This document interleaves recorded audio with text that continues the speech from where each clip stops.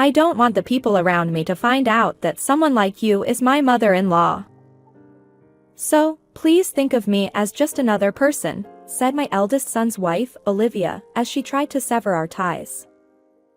All right, I understand. But you may regret it, I replied. Regret? There's no way I would regret it, she said, laughing heartily. The next day, I was relaxing at home, when suddenly, Olivia came to visit. Oh, Zoe. What on earth have you done? My name is Zoe, a 60-year-old housewife. I've been married to my husband Robert for 30 years. We were childhood friends from the start and had always been together. After becoming working adults, we each started living alone, finally getting some distance, but we still frequently went out for drinks and continued to see each other one way or another. So, our relationship has lasted for around 55 or 56 years now. Even our marriage seemed like a natural progression. No matter who I dated or what kind of relationships I had, in the end, it was Robert who I felt the most comfortable with. Many of the people I had dated before were jealous of my childhood friend. It seemed that I had a great importance to him, too, as even though he dated other women, he couldn't envision getting married to someone else. If he got married and met me while I was still alone, he would feel guilty, and he disliked that idea. Due to various reasons like this, when we reached the milestone of 30 years old, we discussed getting married. If we married, we could meet each other without any reservations every day. It might sound strange, but thinking about it that way made us realize how much we truly loved each other. Both of our parents celebrated our marriage wholeheartedly. After getting married and starting to live together, we began discovering sides of each other we hadn't known before, which made things even more exciting. Despite spending a lot of time together, living under the same roof was a completely new experience, and that freshness was invigorating. Thanks to that, we were able to enjoy a typical newlywed life. From then on, we spent each day in great happiness. 2 years later, our eldest son Elliot was born, followed by our second son Nathan 2 years after that. Our family grew to 4, and our home became quite lively. I quit my job to focus on raising the children, while my husband worked diligently to support the household. Both Elliot and Nathan grew up to be wonderful children. Of course, being close in age meant they sometimes had arguments, but they generally got along well as siblings and were always seen happily playing together. My husband and I watched over our sons with warm smiles as they continued to grow. As they matured, they began challenging themselves by pursuing their interests and passions. They excelled in extracurricular activities and studies, leading fulfilling student lives. Given their strong academic abilities, both Elliot and Nathan advanced to prestigious high schools and later gained admission to competitive universities. Our sons, who we were proud of, had truly become accomplished individuals. Subsequently, our eldest son joined a major company, while our second son entered graduate school with aspirations of becoming a lawyer. Mom, Dad, I received my first paycheck today, so let's go out and have something delicious. Oh no. No. Use it for yourself. You've earned it. What are you talking about? I joined this company and worked hard precisely so I could show my gratitude to you. That's why we want you to let us show our appreciation. Well, if you insist, I guess I'll let you treat us. With a joyful expression, Elliot brought us, along with Nathan, to a high-end sushi restaurant. Thanks, Elliot. This is really delicious. Look forward to me taking care of you more and more as time goes on. I want to repay you. Hearing those words from our eldest son, both my husband and I were incredibly happy. It seemed that our sons had grown up to be truly wonderful individuals. Later on, Elliot seemed to be diligently working at his job. He would regularly come back home to visit, sharing stories like, "My boss entrusted me with a big project," or, "The CEO told me they have high expectations for me," with a delighted expression. These updates gave us peace of mind. As for Nathan, after graduating from graduate school, he devoted himself to studying diligently every day to prepare for the bar exam. As the bar exam is quite challenging, Nathan wasn't able to pass it during his time in law school. However, every year he felt a strong sense of progress. At the age of 26, he confidently mentioned that he seemed likely to pass it the following year, and I was amazed at his determination. Then, the next year arrived, and to our surprise, Nathan indeed passed the bar exam. It's truly impressive how he turned his bold words into action. We celebrated his achievement. "Now I'll catch up to you in terms of accomplishments, big brother," he jokingly said. "Oh, come on. Well then, by the time you become a lawyer, I'll be promoted to general manager," his older brother replied. Being close in age, our sons enjoyed this kind of banter between them. It seemed that they were pushing each other forward in a positive way. About a year and a half later, when Nathan became a lawyer, Elliot also became a general manager. My husband and I watched with astonishment as our sons continued to forge their own paths. Amidst all this, even more joyful news emerged. Our eldest son was getting married. "I'm planning to bring my fiancé over to your house next time." "Got it, looking forward to it." As I heard these words over the phone, both my husband and I felt a surge of excitement. Who exactly was the woman Elliot was bringing home? Amidst the mixture of nervousness and anticipation, our son finally arrived with his fiancée. "Nice to meet you, I'm Olivia." "Nice to meet you too. We're Elliot's parents." Olivia had distinct features and an air of sharpness about her. She held herself upright and had a strong gaze. "We've made tea, please help yourselves." "Thank you, I appreciate it." Her impeccable manners left a positive impression on both my husband and me. "How did you and Elliot meet?" "Well, we met through work. Our companies were engaged in business transactions, and we were the representatives involved." "I see, that's how it happened. What company do you work for, Olivia?" "I work at XYZ Company." "That's a company that's been getting quite a bit of attention recently, hasn't it?" Originally, Olivia was working at another major company, but she changed jobs and joined the current company. The name of that company sounded familiar to me. In fact, I had been investing in stocks and had done reasonably well. A few years ago, I had bought shares in that very company as I was interested in ventures. However, I didn't intend to mention this to her or to Elliot. It was unrelated to the main conversation. Olivia seems to be aiming for continuous career advancement. I'm inspired by that too, so I'm putting a lot of effort into my work. I see.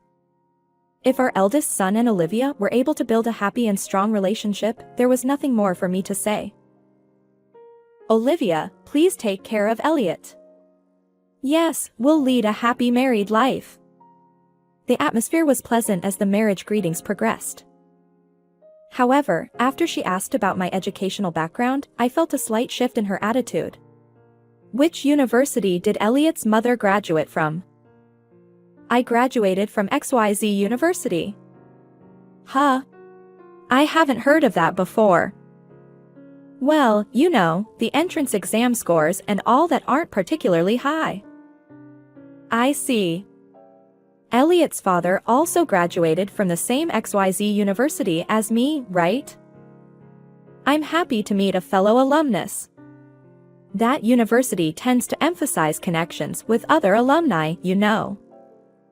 But it's true that meeting someone from the same university makes you happy. I mean, you'd want to sing the school song together, right? Yeah, definitely. Hey, Dad and Olivia, don't start singing and embarrass me here, okay? While the conversation was lively and everyone seemed to be having a good time, I noticed that Olivia never made direct eye contact with me afterward. Hey, you know, Olivia seemed like she didn't like me or something. After our sons had left, I discussed this with my husband. Huh? Why do you say that? They seem to be enjoying the conversation.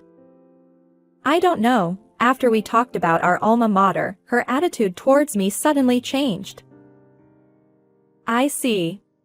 I didn't notice, but if you felt that way, Zoe, maybe she did change her attitude towards you. I'll pay attention next time and observe too. Thank you. With my husband on my side, I felt slightly calmer, but I couldn't shake off a bit of unease about what was to come. Would our relationship with Elliot be able to continue smoothly after he got married? After the introduction of both families was done, Elliot and Olivia got married. The wedding was lovely and genuinely enjoyable. A few months later, Elliot and his wife, Olivia, came to visit. It's been a while, Mom, Dad. Since the wedding. Yeah. Feel free to relax today. Since our son and his wife were visiting, I prepared home-cooked meals, and we all had a meal together along with some drinks. My husband and Olivia were getting into a conversation about their university days. For now, the atmosphere at the dinner was pleasant. Amidst this, Olivia suddenly said, "I want to see Elliot's graduation album." Elliot responded, "Sure, I'll go find it," and headed to his room. At that moment, my husband went to the bathroom, and suddenly, I found myself alone with Olivia. The air became awkward instantly. I tried to change the atmosphere and struck up a conversation with her. "How's married life treating you?" "It's normal, I guess." "Right." Her terse response left me unsure of how to continue. Then, she looked at me with a disdainful expression and said, "I don't really want to talk to a low-educated mother-in-law like you, you know." Huh? I looked it up, and your alma mater is a lower-ranked one, right? I wonder how someone like you with that background managed to marry my father-in-law. It's quite puzzling. Fortunately, both of your sons seem to have strongly inherited their father's genes. Maybe because your sons are exceptional, you mistakenly believe you're also outstanding. But you're just a disgrace to the family. Keep that in mind. I was left speechless. I never expected to be told such things. Just as my husband returned from the bathroom, Olivia stopped berating me. But for a while, my mind was in a state of shock. After that incident, Olivia continued to berate me every time we met. "Let me help, Zoe." "Oh, thank you. I might become an idiot if I eat the food you make." Dot. Only at the end did she say that quietly. It seemed like she believed she could say anything to someone she considered less educated. I was devastated but couldn't find the strength to confront her directly. Recently, however, she had become pregnant. Knowing this, I refrained from responding too harshly, not wanting to emotionally strain her during this time. Despite my restraint, she continued her verbal attacks. "Someone like you, who enjoys an easy life as a homemaker, wouldn't understand, but interrupting your career can be quite unsettling for a career woman, you know?" "Oh, well, you're right. Someone like me, who hasn't achieved anything in her career, probably wouldn't get it." Dot. In my mind, Olivia had turned into a devilish presence. As her pregnancy progressed, she started coming over to our house more frequently, and I found myself deeply troubled by her presence. "Zoe, could you make lunch? But please put some effort into it, all right? Food made by an idiot like you is always one-dimensional in taste." Dot. Olivia continued to berate me like this. It was like a routine. Endure, endure. I kept telling myself that until she gave birth. Meanwhile, Nathan recently got married, and his wife adored me. When Nathan and his wife visited, it was incredibly pleasant and soothing. I wanted to treat both couples equally if possible, but I couldn't help but feel a strong aversion to Elliot's wife due to her attitude. Finally, Olivia gave birth. "Robert, would you like to hold him? Wow, he's so cute." She gave birth to a healthy baby boy. I was overjoyed by the birth of my grandson. As I tried to hold the baby, she said, "Zoe, I have a little favor to ask." What is it? To be honest, there's something I'd like you to buy for me. It's something for women, so only you, Zoe, can help me with this. Holding her child protectively, Olivia told me that. She seemed determined to not let me hold the baby right now. All right, I understand. I reluctantly agreed and went to buy the item she asked for. When I returned from shopping, I thought I could finally hold my grandson, but he was sound asleep, so that opportunity slipped away. In the end, the first time I could hold my grandson was after Olivia was discharged from the hospital and came to visit us at our house. This treatment was beyond harsh, and my frustration had built up significantly. I had managed to endure it until she finished giving birth, but I was nearing my breaking point. One day, while she came to our house during the day, Olivia said to me, "I won't have any further involvement with you, Zoe." Huh?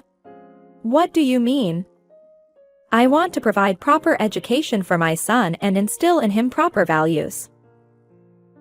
With you around, someone with such a low level of education, it's quite an obstruction, you see.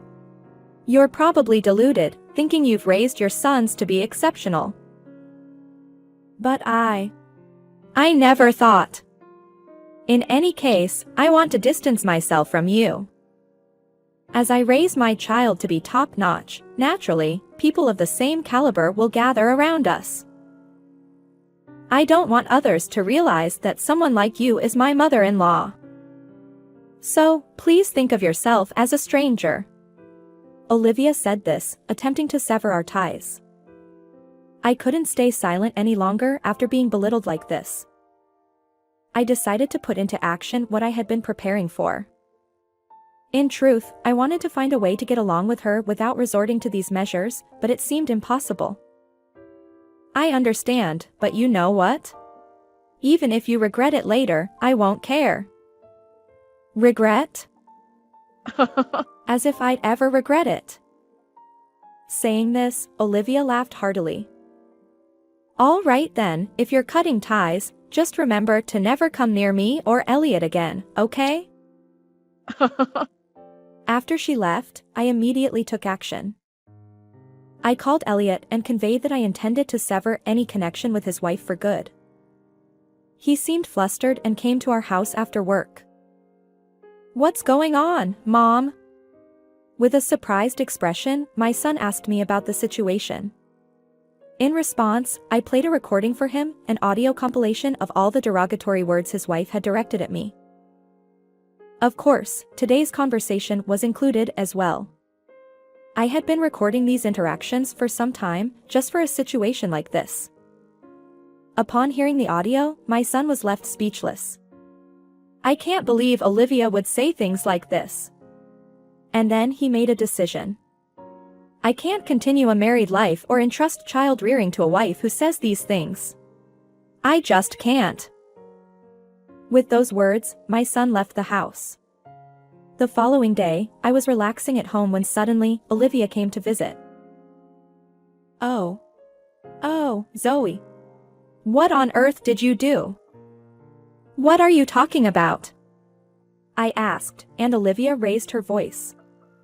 After you said you were cutting ties with me, I got fired from my job, and on top of that, Elliot took our son and left. Well, that's unfortunate. Don't play around. What on earth did you do? Seeing her emotional state, I calmly explained to her. I originally owned shares in the company you worked for. Huh? I invested in various other companies as well. Even though I'm a housewife, I have a considerable income. And since you kept insulting me, and I couldn't stand it anymore, one day I became the largest shareholder in your company. The largest shareholder? Yes. And even after that, I still tried to find a way to get along with you, but it didn't work out. So, you're trying to sever ties with me in the worst possible way. That's why I used my authority as the largest shareholder to push you into resigning. No, it can't be. My hard-earned career. Maybe you're capable at your job, but it seems like you lack empathy for others. After an investigation, it turns out there were quite a few people who left the company due to harassment from you. I continued. Currently, the company's president is apologizing to those who were affected and assisting them in pursuing legal action against you for harassment. What? And about the terrible insults you directed at me, I recorded all of it. When I played those recordings for Elliot, he said he wanted a divorce. No, it can't be. Perhaps you insulted me without giving it much thought, but you should realize that your behavior hurt many people. That's all I have to say. Since you were the one who said you didn't want to have anything to do with me, why don't you leave now? Olivia left the house, pale-faced and unsteady. Later on, Elliot formally presented divorce papers, and the two of them divorced. Her parents came to us to apologize and took her away with them. Currently, she seems to be struggling with her mental health, living as a shut-in. On the other hand, Elliot returned to our home and is now a single father, working hard while I focus on child rearing.